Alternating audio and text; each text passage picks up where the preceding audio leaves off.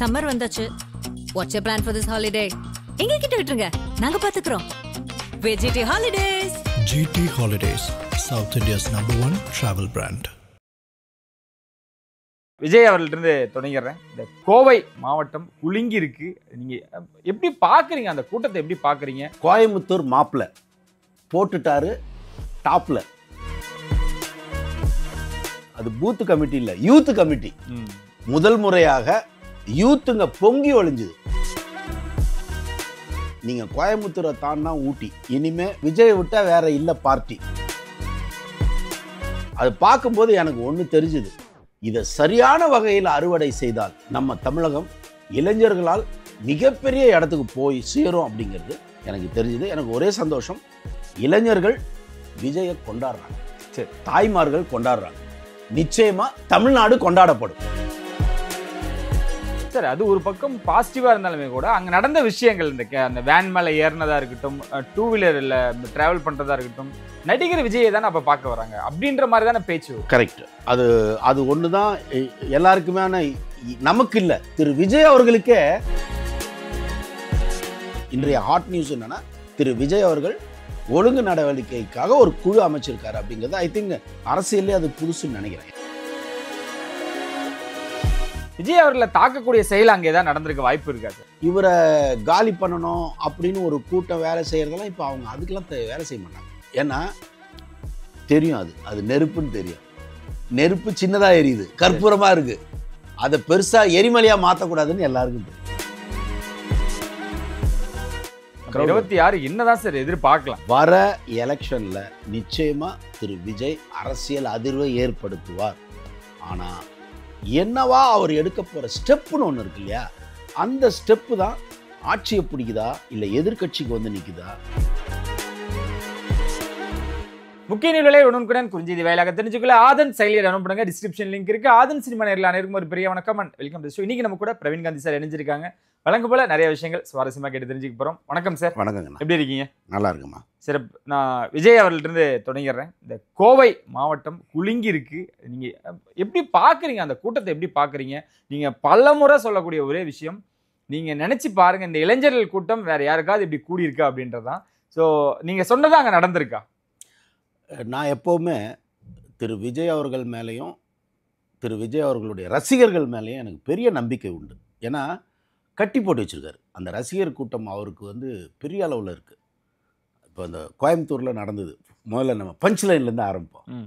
கோயம்புத்தூரில் ஆரம்பிச்சது, கோயம்புத்தூர் மாப்பிள்ள போட்டுட்டாரு டாப்பில், கீரை போட்டாரு டாப்பில். ஸோ கோயம்புத்தூரில் நடந்த அந்த இது வந்து யூத்துக்கு பூத்துக்காக சொன்னது. பூத்து கமிட்டிக்காக, பூத்து கமிட்டின்னு ஒன்று. அது பூத்து கமிட்டி இல்லை, யூத் கமிட்டி. முதல் முறையாக யூத்துங்க பொங்கி ஒளிஞ்சுது. அந்த ஒரு பூத்து கமிட்டிக்காக யூத்துங்க அதிக அளவில் திரண்டது இவருக்கு தான். ஸோ என்னன்னா, நீங்கள் கோயம்புத்தூரை தாண்டா ஊட்டி, இனிமே விஜயை விட்டால் வேற இல்லை பார்ட்டி. ஓகே, அதை வந்து ப்ரூவ் பண்ணிடுச்சு. இது கோயம்புத்தூர் வந்து ப்ரூவ் பண்ணிடுச்சு. ரெண்டாவது கோவை, அது அடக்குச்சு பல பேருடைய நாவை. ஓகே, என்ன விஜய் வந்து என்ன பண்ண போறாரு, அவருக்கு என்ன தெரியும்? ஏங்க ஒன்று தாங்க, இளைஞர்கள் கூட இருக்காங்க. விஜய் சார்பாக இளைஞர்கள் பொங்கியல ஆரம்பிச்சிட்டாங்க. அதோட வெளிப்பாடு தான் கோயம்புத்தூரில் யூத் கமிட்டி, பூத்து கமிட்டியில் யூத்துங்க வந்து நின்னது. அது பார்க்கும்போது எனக்கு ஒன்று தெரிஞ்சுது, இதை சரியான வகையில் அறுவடை செய்தால் நம்ம தமிழகம் இளைஞர்களால் மிகப்பெரிய இடத்துக்கு போய் சேரும் அப்படிங்கிறது எனக்கு தெரிஞ்சுது. எனக்கு ஒரே சந்தோஷம், இளைஞர்கள் விஜயை கொண்டாடுறாங்க, தாய்மார்கள் கொண்டாடுறாங்க, நிச்சயமா தமிழ்நாடு கொண்டாடப்படும். இது என்னுடைய தீர்க்கமான பார்வை. சார், அது ஒரு பக்கம் பாசிட்டிவா இருந்தாலுமே கூட அங்க நடந்த விஷயங்கள், அந்த வேன் மேல ஏறினதா இருக்கட்டும், 2 வீலர்ல டிராவல் பண்றதா இருக்கட்டும், இந்த விபத்தை, அதாவது அந்த ஆபத்தை அறியாம அந்த ஒரு டிராவல் பண்றது, இது எப்படி சார்? இது வந்து நடிகர் விஜயை தானே அப்ப பார்க்க வராங்க அப்படின்ற மாதிரி தானே பேச்சு வரும். கரெக்ட். அது ஒன்று தான் எல்லாருக்குமே. நமக்கு இல்லை, திரு விஜய் அவர்களுக்கே அது தோணுனதுனால தான் இப்போ ஒழுங்கு நடவடிக்கை ஒரு அணியை ஒன்று உருவாக்கியிருக்காரு. இன்றைய ஹாட் நியூஸ் என்னன்னா, திரு விஜய் அவர்கள், தலைவர் விஜய் அவர்கள் தன்னுடைய ரசிகர்களை ஒரு அடுத்த ஸ்டெப்புக்கு எடுத்துகிட்டு போகணுன்றதுக்காக ஒழுங்கு நடவடிக்கை. அந்த ஒழுங்கு நடவடிக்கை என்னவா இருக்கணும்னா, அந்த பசங்களுக்கு தெரியாதுங்க. என்னன்னா அவங்க வராங்கனால ஒரு கடவுள் வர மாதிரி தான். அந்த ஏஜுக்கு நான் சொல்கிறேன். நான் வந்து அதே ஏஜில் அந்த வண்டியில் ஒரு பையன் ஏறினான்ல, அந்த ஏஜில் நானும் கிராஸ் பண்ணவேன். எனக்கு அப்போ ரஜினிகாந்த். ஆமாம், எனக்கு ரஜினி சார். நான் ஒருவேளை அந்த இடத்துல இருந்திருந்தா நான் கூட பண்ணியிருப்பேன். இன்றைக்கி யாரெல்லாம் சூப்பர் டைரக்டருங்களோ, கார்த்திக் சுப்ராஜிலேருந்து எவெல்லாம் இன்றைக்கி பெரிய டைரக்டரோ அவெல்லாம் அதை பண்ணியிருப்பான். லோகேஷ் கனகராஜ் ஆகட்டும், யாராக இருந்தாலும் அந்த வயசுக்கு அதை பண்ணோம். அதுலேருந்து தாண்டி வர்றது தான் வந்து கேம். ஆனால் நம்ம என்ன சொல்கிறோம்னா, திரு விஜய் அவர்களுடைய ஆள் மனசில் என்ன இருக்குன்னா, ஒரு 14 வயசு பையன் இவ்வளோ பெரிய சாதனை பண்ணியிருக்கான். என் கட்சியில் இருக்கிற ஒவ்வொரு இளைஞனும் அந்த மாதிரி சாதிக்கணும்னு நினைக்கிறார் அவர். ரைட்? அப்போ அந்த மாதிரி சாதிக்கணும்னு நினைக்கிற பசங்களுக்கு ஒரு வழிகாட்டி தலைவனாக இருக்கும்போது இதெல்லாம் நடக்கக்கூடாது. இந்த வண்டியில் வந்து இது பண்ணுறது. இப்போனே நான் ட்ரோல் பண்ணியிருக்கானுங்க. வடிவேலெல்லாம் லிங்க் பண்ணி ஒரு இதில் வந்து திடீர்னு வடிவேல் ஒருத்த வாங்க சேர்த்து விளாட்லாம் அப்படின்ட்டு ஒரு சீன் ஒன்று ரொம்ப ஃபேமஸான சீன். வடிவேல் கிட்ட ஒருத்தன் குதிச்சு அது மாதிரி இதை வந்து சேர்த்துக்கிட்டானுங்க. அப்போது இதெல்லாம் வந்து ஒரு சின்சியராக சீரியஸாக ஒரு அடுத்த கட்டத்துக்கு திரு விஜய் அவர்கள் வந்திருக்காரு. அவருக்கு வந்து இப்போ நடிப்பாகவே போனாலே அவர் சாகிற வரைக்கும் அவர் நடிப்பாருங்க. ஏன்னா அதுக்கான எல்லா திறமையும் வச்சுருக்காரு அவர். அதை விட்டுட்டு இங்கே வராருன்னும் போது ஏதோ ஒரு இளைஞர்கள் மேலே இருக்கிற லவ் தான். அப்போ அதை இளைஞர்களும் புரிஞ்சுக்கணும். ஏன்னா அவரை டிசப்பாயிண்ட் பண்ண வச்சிடக்கூடாது. என்னடா நம்ம சரியா இல்லையா, அதுக்காக தான் ஒழுங்கு நடவடிக்கைன்னு ஒரு இன்னைக்கு சுட சுட லெட்டரை அமைச்சிருக்காரு. இன்றைய ஹாட் நியூஸ் என்னன்னா, திரு விஜய் அவர்கள் ஒழுங்கு நடவடிக்கைக்காக ஒரு குழு அமைச்சிருக்காரு அப்படிங்கிறது. ஐ திங்க் அரசியலே அது புதுசுன்னு நினைக்கிறேன். எனக்கு தெரிஞ்சு எங்கே இருக்கான்னு தெரியல. ஏன்னா இளைஞர்கள் அதிகமாக இருக்கும்போது இளைஞர்களை வழி நடத்தியே ஆக வேண்டும். நான் உங்கள் சேனல் மூலமாக எல்லாருக்கும் சொல்ல விரும்புகிறது என்னென்னா, இளைஞர்கள் வெறும் விஜய் சாரை சினிமாவில் பார்த்து ரசித்ததோ இல்லை எதிர்காலத்தில் தமிழகத்தை வந்து அவர் ஆண்டு அவருக்கு ஓட்டு போகிறதோடு நீங்கள் நின்றக்கூடாது. அந்த விஜய்ன்ற அந்த பர்சனாலிட்டியை நீங்கள் யூஸ் பண்ணீங்க. ஒரு மனிதன் அவர் என்னைக்கு எப்படி நம்ம வந்து ஒரு 14 வயசு பையனை நம்ம பாராட்டுறோமோ அதே மாதிரி திரு விஜயும் பாராட்டணும். ஏன்னா ஒரு 22 வயசில் வந்தவர் இன்ன வரைக்கும் ஃபீல்டில் நம்பர் 1 இருக்கார். அப்போ நீங்கள் அதை தான் அவர்கிட்ட இருந்து கற்றுக்கணும்.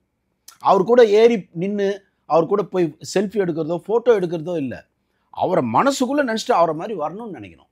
அப்படி நீங்கள் நினச்சி வந்தீங்கன்னா அதுதான் விஜய் சாருக்கு சந்தோஷம். அதை தான் அவர் எதிர்பார்த்து வந்திருக்காரு. என்ன மாதிரி இந்த மக்களை உருவாக்கணும். எப்போவுமேங்க ஒரு ஸ்டேஜுக்கு மேலே அது வந்துருங்க. நம்ம பெற்ற இன்பத்தை எல்லாருக்கும் பண்ணணும்னு அதில் இன்பம் வரும். யாம் பெற்ற இன்பத்தை பெருக வையகம் அப்படின்னு ஒரு வேர்டு இருக்குது. நீங்கள் ஒரு ஸ்டேஜ் வரைக்கும் தான் உங்களுக்கு வாழ்வீங்க. அதுக்கப்புறம் இல்லை, யாருக்காவது எதாவது செய்யணும், செஞ்சால் தான் நமக்கு வந்து இன்பமே வரும். இப்போ விஜய் சாருக்கு அது வந்துருச்சு. நாட் ஓன்லி விஜய் சார், யார் அந்த 50 கிராஸ் பண்ணி எல்லாம் கிடைச்சதுக்கப்புறம் அவங்கள அறியாமல் அது வரும். இப்போ திரு விஜய் அவர்களுக்கு வந்திருக்கு. அப்படி வரும்போது அவரை ஃபாலோ பண்ணுற யங்ஸ்டர்ஸுங்க அவங்களுடைய வேகத்தை என்ன பண்ணணும்னா, ஒன்று திரு விஜய் அவர்களுக்கும் பலமாகவும் உங்களுக்கே நல்லது பண்ணீங்கன்ற நான் திரு விஜய் அவரை ரோல் மாடலாக வச்சுங்க. என்னோட தலைவன் எப்படி இருக்கான் பாரு, எப்படி வந்திருக்காரு பாரு அப்படின்னு நீங்கள் சொல்லி ஒரு ஒழுக்கம், அவர் பெருமை பண்ணணும். என் பசங்க எப்படி இருக்காங்க பாருன்னு அதை உருவாக்கணும். அது உருவாக்காதனால நீங்கள் சொல்கிற அந்த கேள்வி வருது. என்ன வருது, அவரை இன்னமும் நடிகராக தான் பார்க்குறாங்க, அதனால தான் ஓடி வந்து செல்ஃபி எடுக்க பார்க்குறாங்கன்னு. அதெல்லாம் தாண்டி இன்றைக்கி அவர் ஒரு தலைவருங்கிற ஸ்டேஜுக்கு வந்துட்டார். அந்த தலைவருங்கிறத பசங்க வந்து மைண்டில் ஏற்றணும். இப்போ நான் வந்து அந்த கட்சிக்கே நான் என்ன ஃபீல் பண்ணுறேன்னா, அவர் ஒரு தலைவர் நம்மளை வழிகாட்ட வந்திருக்கிறார், இளைஞர்களை வழிகாட்ட வந்திருக்காரு. மிச்சவங்களை விடுங்க, எனக்கு இந்த 18லேருந்து 30 வயசு பசங்க இருக்காங்கல்ல, அவங்க தான் எனக்கு ஃபோக்கஸ். ஏன்னா அவங்கள வச்சு தான் நீங்கள் எல்லாமே பண்ண முடியும். அந்த 30க்குள்ளே ஒருத்தர் சாதிக்கலைன்னா அதுக்கப்புறம் சாதிக்க முடியாது, ரொம்ப கஷ்டம். பண்ணலாம், ஒரு சிலர் பண்ணியிருக்காங்க. ஆனால் 30க்குள்ளே ஒருத்தர் ரோடு போட்டுடணும். இதில் தான் நான் பண்ண போகிறேன், இதில் தான் போக போகிறேன்னு அவன் ஃபிக்ஸ் ஆகிடணும், இல்லைன்னா மாட்டிக்குவான். அப்போது அந்த 30 வயசுக்குள்ளே இருக்கிற கூட்டம் யாருக்கு அதிகம்னா திரு விஜய்க்கு தான். அப்போ அந்த விஜயை வச்சு இந்த ரசிகர்களை வேறு லெவலுக்கு எடுத்துகிட்டு போகணும், தமிழகத்தையே எடுத்துகிட்டு போகணும், இந்தியாவை எடுத்துகிட்டு போகணும். அதனால் நீங்கள் சொன்னபடி இளைஞர்கள் கொஞ்சம் மேடைகளில் நீங்கள் குதிங்க. பாவம் வந்து ஆனந்த் சார் ரொம்ப கத்த வேண்டிய ஒரு நிலைமெல்லாம் வந்துருச்சு. ஏன்னா முடியல அவரால், பாவம். அதே மாதிரி விஜய் சாரும் ரெக்யூஸ் பண்ணார் இல்லையா, அதெல்லாம் பண்ணக்கூடாது. அப்போ என்ன ஆகுதுன்னா, ஒரு சும்மா விஜய் சாரை பார்க்க வந்து சும்மா வரல, அவன் வெறியோடு வந்திருக்கான், அவன் என்ன வேணால் பணம் வந்திருக்கான். ஆனால் நீங்கள் கிண்டல் பண்ணுறதுக்கு அது ஒரு வாய்ப்பாகிடுச்சு. அதை தவிர்க்கணுன்றது தான் என்னோட ஆசை. ஓகே சார், இதெல்லாம் ஒரு பக்கம் இருந்தாலும் இப்போ கோயம்புத்தூர்லேயே இந்த மாதிரி கோவையே நடுங்கியது அப்படின்லாம் பார்க்குறோம். இன்னும் இந்த மதுரை, திருநெல்வேலி இந்த பக்கம்லாம் விஜய் ஒரு வரவு இருந்துச்சுன்னா எப்படி சார் இருக்கும் அந்த ஒரு இடம்? காட்டு குதிரை வருது மதுரை, அந்த லெவலுக்கு இருக்கும். நீங்கள் மதுரைலாம் கட்டுப்படுத்தவே முடியாது. கோயம்புத்தூரை கொஞ்சம் கொஞ்சம் கட்டுப்படுத்திடலாம். ஆனால் கொஞ்சம் உட்காருங்கண்ணா அண்ணா அப்படின்னா கொஞ்சம் கேட்பாங்க. ஏலே இங்கே நம்ம ஆளுங்களே வேற, மதுரை ஸ்டைலே வேற, அருவாள் எடுத்துருவானுங்க, யாரை மிரட்டுற அப்படின்றான். அதனால பட் ஆனால் அவருடைய விஜய் சாருடைய அன்புக்கு எல்லாரும் கட்டுப்பட்டவங்க. மதுரை ஆகட்டும், திருநெல்வேலி ஆகட்டும், அங்கெல்லாம் அவர் போகும்போது இது அதுக்குள்ளே இதை சரி பண்ணிக்குவாங்கன்னு நினைக்கிறேன். ஏன்னா இப்போ ஒரு எக்ஸ்பீரியன்ஸ் ஆயிடுச்சு இல்லை.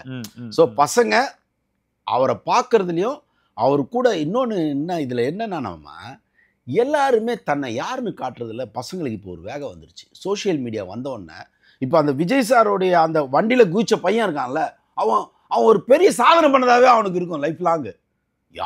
எத்தனை பேர் கூடியிருந்தாங்க தெரியுமா, நான் அப்படியே வண்டியில் குதிச்சேன் தெரியுமா, குதிச்சு தலைவரோட அப்படியே அப்படின்னுவான்ல, அவன் சாக வரைக்கும் அது சந்தோஷம்.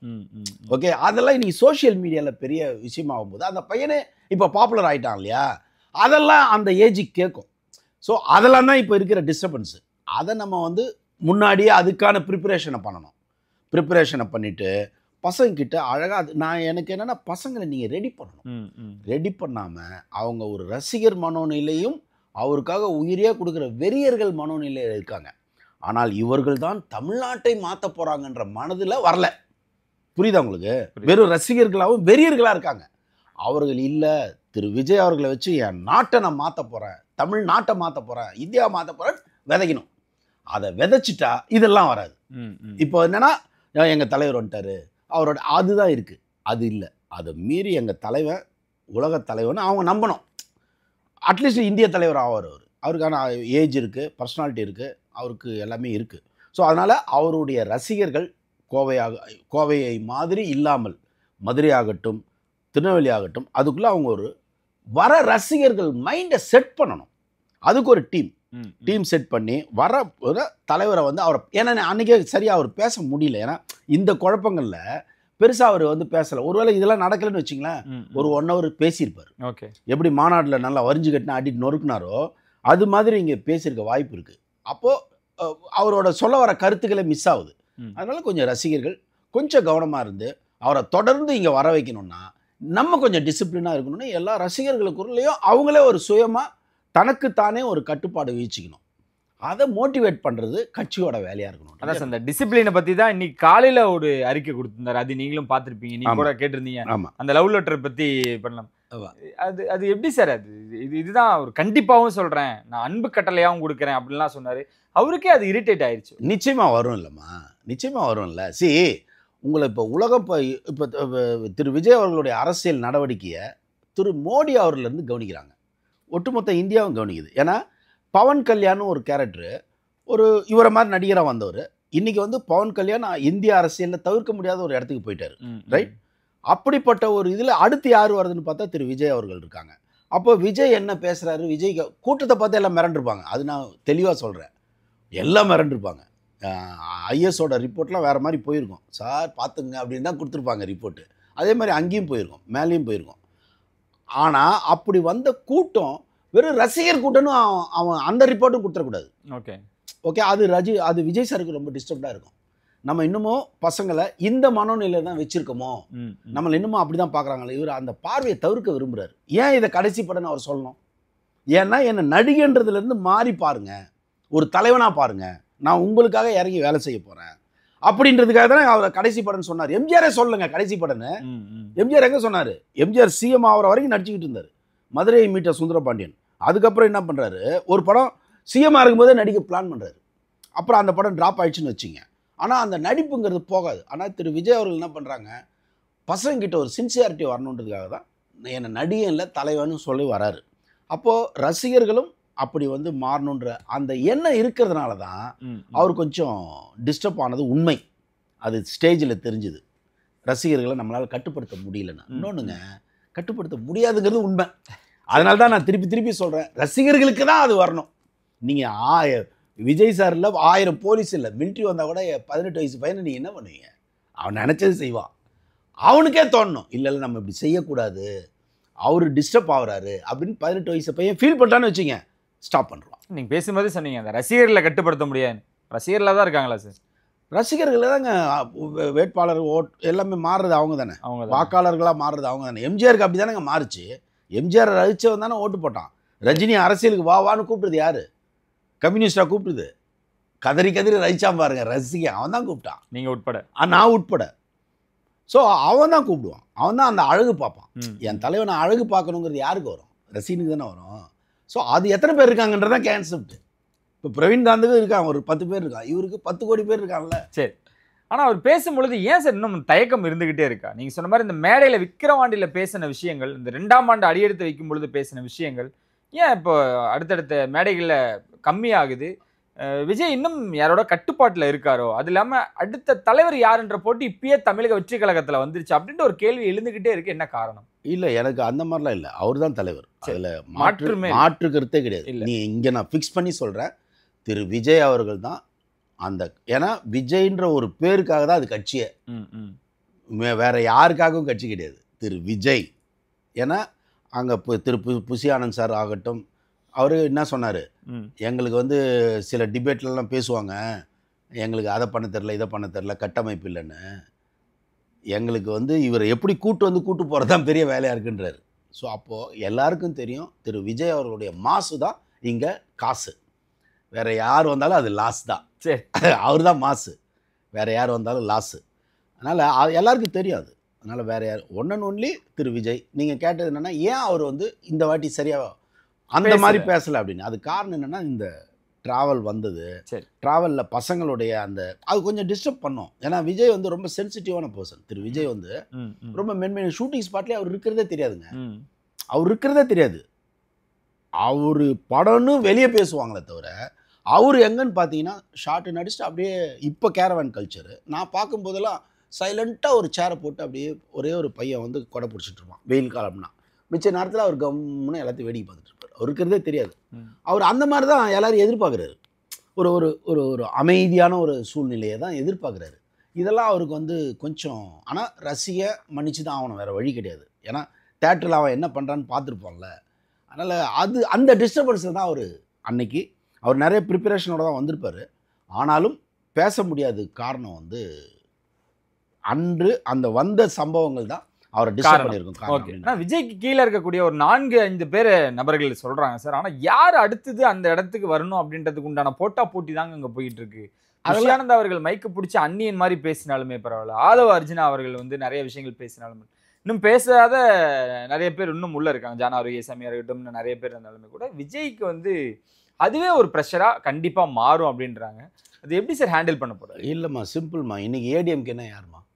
எம்ஜிஆர். சரி, அதுக்கப்புறம் ஜெயலலிதா. நீங்கள் ஒரு கட்சி அப்படின்னா இப்போ கம்யூனிஸ்ட்னா அப்படி கிடையாது, வேற இதெல்லாம் வந்து ஒரு தனிப்பட்ட கரிஷ்மா, ஒரு தனிப்பட்ட ஆளோட பர்சனாலிட்டியில் உருவான கட்சி. இப்போ விஜய் சாரோடைய அந்த நேமு அந்த ஃபேஸுக்காக தான் இது இந்த கட்டமைக்கப்பட்டிருக்கு. இதில் செகண்ட் தேர்டெல்லாம் எவனும் கவனிக்கவே மாட்டான். யார் வேணால் வரட்டும், ஒன் அண்ட் ஒன்லி விஜய். அதில் மாற்று கருத்தே கிடையாது. அவங்களாம் வந்து அவர் பேரை வச்சு பெரிய ஆள் ஆகிக்கலாம். ஓகே, நான் யாருன்னு காட்டிக்கலாம். இப்போது நிறைய பேர் நம்ம எல்லா இடத்துக்கும் நீங்கள் போகும்போதும் நீங்கள் எங்கேயோ இருப்பீங்க, உங்களை கவனிக்கப்படும். எப்போ கவனிக்கப்படுதுன்னா யார் கூட இருக்கீங்கன்றதை வச்சு கவனிக்கப்படும். அது மாதிரி இப்போ விஜய் சார் கூட இருக்கிற எல்லாருக்குமே ஒரு மரியாதை வந்துடுச்சு. விஜய் சார் கட்சியில் அவர் அதுவாக இருக்காராம் இதுவாக இருக்காராம் அப்படின்றது வரும். அதுக்குள்ளே சண்டை வரும். எது விஜய் சாருக்கு அடுத்து நான் தான்றதில் சண்டை வரும். விஜய் சாருக்கு மேலே நான் தானே ஒருத்தனுக்கும் வராது. சரி, அதில் தெளிவாக இருங்க. அது one and only Vijay sir. அதை யூஸ் பண்ணுறது என்னென்னா அவருக்கு கீழே நான் தான் செகண்டு, நான் தான் தேர்டு, இல்லை நான் தான் ஃபிஃப்த்து, அந்த சண்டை வரும். அதை நீங்கள் தவிர்க்க முடியாதுங்க. ஒரு குடும்பத்திலே அந்த சண்டை வருதா இல்லையா? குடும்பத்தில் அப்பா இது பண்ணாலும் பேரலராக அம்மா சண்டை போட்டுனே இருக்குது இல்லை, நானும் இருக்கிறேன்னு காட்டுது இல்லை. ஏன்? தன்னை காட்டிக்கொண்டே இருக்க வேண்டும். அது மனிதனோட இயல்பு. அது அதனால் அதெல்லாம் நீங்கள் தவிர்க்க முடியாது. ஒன்று தான், நீ தன்னை காட்டுறியோ இல்லையோ எனக்கு எதிர்காலத்தில் ஒரு நம்பிக்கையை காட்டு. இதுதான் மக்களுக்கு நீங்கள் சொல்ல வேண்டியது. நீங்கள் என்ன வேணால் அடிச்சிங்க, இவர் வந்தாருன்னா விஜய் சார் வந்தால் நல்லது பண்ணுவார்னு வந்துருச்சு. அவரோட சேர்ந்து பயணிக்கிறவங்களும் நல்லது செய்வாங்கன்னு நம்பிக்கை வந்துடும். அதை நீங்கள் விதைச்சி அதை ஃப்யூச்சருக்கு கொண்டு போக வேண்டியது உங்கள் பொறுப்பு. இந்த சண்டை பெரிய சண்டை இல்லை. விஜய் அவர்களை தாக்கக்கூடிய செயல் அங்கே தான் நடந்திருக்க வாய்ப்பு இருக்கா சார்? மர்மப்பொருள் எரிஞ்சிட்டாங்க, ஏர்போர்ட்ல போகும் பொழுது அவர் கால் தடுக்கி விழுந்தா கூட அவர் தள்ளி விட்டுட்டாங்க. விஜய் ஏன் இந்த மாதிரியான விஷயங்கள் பரவ என்ன காரணமா இருக்கும்? இல்லைம்மா, இப்போ அவர் ஒட்டுமொத்த கவனிப்பு அவர் மேலே இருக்கும்போது அவர் எந்த ஒரு சின்ன செயல் செஞ்சாலும் அது கவனிக்கப்படும். அது எல்லாமே அன்எக்ஸ்பெக்டடாக நடக்கிறது தான். நல்லா கேட்டுங்க. இன்றைக்கி அந்த பையன் வண்டியில் ஏறி ஒரு பையன் வந்தது பண்ணதெல்லாம் இருக்கு இல்லையா, அதெல்லாம் இட்ஸ் அன்எக்ஸ்பெக்டட். சரி, அந்த அன்எக்ஸ்பெக்டடில் விஜய் சார் டிஸ்டர்ப் ஆகுறதுன்றது அன்எக்ஸ்பெக்டட். ஸோ அது எல்லாமே எதிர்பாராமல் நடக்குதானே தவிர இவரை காலி பண்ணணும் அப்படின்னு ஒரு கூட்டம் வேலை செய்கிறதெல்லாம் இப்போ அவங்க அதுக்கெல்லாம் வேலை செய்ய மாட்டாங்க. ஏன்னா தெரியும், அது நெருப்புன்னு தெரியும். நெருப்பு சின்னதாக எரியுது, கற்பூரமாக இருக்குது, அதை பெருசாக எரிமலையாக மாற்றக்கூடாதுன்னு எல்லாருக்கும் தெரியும். அரசியலே எப்போ பெருசாகுது தெரியுமா? கற்பூரத்தை எரிமலையாச்சுன்னா நீங்கள் மாட்டீங்க.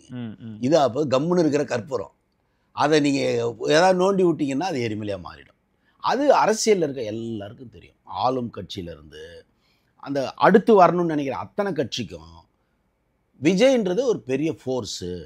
இந்த ஃபோர்ஸை நம்ம நோண்டக்கூடாது அப்படின்னு எல்லாருக்கும் தெரியும். அதனால் நீங்கள் அதில் ஏதாவது உள்குத்து இருக்குமான்லாம் இல்லை. அது அன்எக்ஸ்பெக்டடாக நடக்குது. திரு விஜய் சார் இன்னும் அவர் டிசிப்ளினை எதிர்பார்க்குறாரு. சரி, அந்த டிசிப்ளின் அங்கே கொஞ்சம் மிஸ் ஆனதுனால பசங்க இன்னும் கொஞ்சம் ஓவர் ஆர்வமாக இருக்கிறதுனால அந்த ஒரு அவரை டிஸ்டர்ப் பண்ணி அவர் பேசாமல் இருந்திருக்கலாமே தவிர மிச்சப்படி அவங்க எதிர்பார்த்த மாதிரி கோயம்புத்தூரில் ஒரு பூத்து கமிட்டிக்காக வந்த அவர்கள் யூத்தை வச்சு மிரட்டிட்டாங்கன்றது உண்மை. எல்லாத்துக்கும் பயத்தை ஏற்படுத்திட்டார். 100%. கூட்டம் தானேங்க, கூட்டம் வந்ததா இல்லையா? அதில் ஏதாவது குழப்பம் இருக்கா? கூட்டம் வந்தது இல்லை, அவ்வளோதான். சரி, மாசு தான் காசு. நான் திருப்பி சொல்லிகிட்டே இருக்கிறேன், மாசு தான் காசு. அவருக்கு இருக்கிற மாசு அவர் ப்ரூவ் பண்ணிட்டே இருக்காரு. அவர் எங்கே போனாலும் மாசு. 26 என்னதான் சார் எதிர்பார்க்கலாம்? விஜய் சாரால் ஒரு அதிர்வு ஏற்படுங்க. சரி, அரசியலில் அதிர்வு ஏற்படும், அதில் எந்த மாற்று கருத்தும் கிடையாது. ஆனால் ஆட்சியை பிடிக்கிறதுக்கு ஒரு ஒரு ஒரு ஹார்ட் ஒர்க் இருக்குது. சரி, எம்ஜிஆர் வந்த காலகட்டம்னா எம்ஜிஆருக்கு ஒரே கருணாநிதி தான், வேறு யாருமே கிடையாது. ஒரே எம்ஜிஆராக கருணாநிதி. இப்போ அப்படி கிடையாது. டிஎம்கே, ஏடிஎம்கே, சீமான், பிஜேபி 4 பேர் இருக்காங்க. தொல் திருமாவளவன் இல்லையா, அவர் யார் கூட கூட்டணி வைப்பார்? பாமக யார் கூட கூட்டணி வைக்கும்? இவ்வளோ இருக்குது. இதில் இப்போ விஜய் வந்து அத்தனை பேரும் மிரள வைக்கிற இடத்துக்கு வந்துட்டார். காரணம் என்னென்னா ஃபேன்ஸுங்க இருக்காங்க, வீட்டில் இருக்கிற தாய்மார்கள் இருக்காங்கன்னு எல்லாருக்கும் தெரியும். இன்றைக்கி நீங்கள் அரசியலில் இருக்காங்க தெரியுங்களா, அரசியலில் இருக்கிற அத்தனை பேர் வீட்டில் இருக்கிற பொம்பளைங்களே விஜய்க்கு ஓட்டு போட்டாலும் ஆச்சரியப்படுறதுக்கு இல்லை. ஓகே, ஏன்னா எல்லாரும் 30 வருஷமாக விஜய் ரசிக்கிறாங்க. பூவே உனக்காகலேருந்து அந்த பூவை ரசிச்சிட்டு இருக்காங்க. அதனால் பெண்கள் யாருக்கு மாற்றி போடுவாங்கன்னு தெரியாது, வீட்டில் இருக்கவங்களே மாற்றி போட்டுருவாங்க. சரி, அந்த ஒரு இது இருக்கிறதுனால வர எலெக்ஷனில் நிச்சயமாக திரு விஜய் அரசியல் அதிர்வை ஏற்படுத்துவார். ஆனால் என்னவா அவர் எடுக்க போகிற ஸ்டெப்புன்னு ஒன்று இருக்கு இல்லையா, அந்த ஸ்டெப்பு தான் ஆட்சியை பிடிக்குதா இல்லை எதிர்கட்சிக்கு வந்து நிற்குதா, அது அவருடைய பிளான். ஆனால் அதிர்வு உண்டு, எதிர்பார்க்கலாம் அப்படின்னு கன்ஃபார்ம். சிறப்பு, ரொம்ப நன்றி சார். நிறைய விஷயங்கள் விஜய் அவர்களை பற்றியும் அவங்க ரசிகர்கள் பற்றியும். தேங்க்யூ. ரசிகர்னு சொன்னோன்னே நான் இப்போ துபாயில் ஒரு மாதம் இருந்தேன். ஓகே, அங்கே வந்து பசங்க வந்து அவ்வளோ ஆர்வமாக என்னை பார்த்துட்டாங்க. நான் விஜய் சாருக்கு தொடர்ந்து பேசுறதுனால பார்த்தா அங்கே ஒரு பெரிய ஃபேன்ஸ் கிளப் இருக்குங்க. ஓகே, ஏன்னா அங்கே கூட்டு போனானுங்க பசங்க. பார்த்தா பெரிய க்ரௌடு வந்துருச்சு. எல்லாமே இங்கேருந்து இன்ஜினியர் படித்த பசங்க அங்கே ஜாபுக்கு போகிறாங்க. அவங்க எல்லாம் விஜய் மேலே பயங்கர லவ். சச்சின் படம் இப்போ ரிலீஸ் ஆச்சு இல்லையா, அப்படியே டீமாக உள்ளே போய் ஃபுல் பண்ணியிருக்கானுங்க. குவைத் இதில் துபாயில். ஓகே, கொச்சினில் போட்டாலும் சச்சினுக்கு வேல்யூ இருக்குது செகண்ட் ரிலீஸில். சரி, கொச்சின்லேயும் இதே மாதிரி தான். ஸோ அவர் வந்து இளைஞர் கூட்டத்தை ஸ்ட்ராங்காக வச்சுருக்காரு. அந்த ரசிகர் கூட்டம் அவரை ரொம்ப எதிர்பார்க்குது. நான் அதை துபாயில் பார்த்தேன். பாய்ங்களாம் அவர் மேலே உயிராக இருக்காங்க. நாங்கள் சொல்கிறது யங் பாய்ஸ். அது துபாயில் வரைக்கும் இருக்காங்க யங் பாய்ஸ். அதை சரியான வகையில் அவர் கூட இருக்கவங்களும் அவரும் யூஸ் பண்ணாங்கன்னா தமிழகத்துக்கு ஒரு பெரிய மாற்றம் வரும் திரு விஜய் அவர்களால் அப்படின்னு எனக்கு நம்பிக்கை இருக்குது. சிறப்பு, அதுதான் எல்லாரும் எதிர்பார்க்குறாங்க சார். ரொம்ப நன்றி சார். நன்றி.